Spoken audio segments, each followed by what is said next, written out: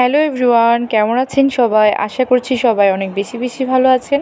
আজকে আমি বানাবো চিকেন কষা। তার জন্য নিয়ে নিয়েছি চিকেন, আলুর টুকরো করা আর লবণ পরিমাণ মতো, হলুদ, মরিচ, জিরা গুঁড়া, মাংসের মশলা আর হচ্ছে আদা রসুন বাটা, কাঁচামরিচ বাটা, শুকনো মরিচ বাটা আর পেঁয়াজ বাটা আর হচ্ছে গরম মশলা বাটা। সবগুলি মশলা দিয়ে দিয়েছি।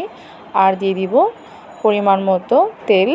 তেলটা আমি সয়াবিন তেল ব্যবহার করেছি, আপনারা সর্ষের তেল ব্যবহার করতে পারেন, এতে বেশি ভালো হবে টেস্টটা। আমার কাছে ছিল না। সবগুলি মশলার সাথে মাংসটা ভালোভাবে মাখিয়ে নিয়ে রেখে দিতে হবে 1 ঘন্টার জন্য। 1 ঘন্টা পর একটা কড়াইতে সামান্য তেল গরম করে ওখানে গোটা মশলা দিয়ে মাংসটা দিয়ে দিতে হবে। তারপর মাংসগুলি ভালোভাবে ঢাকা দিয়ে রান্না করে নিতে হবে।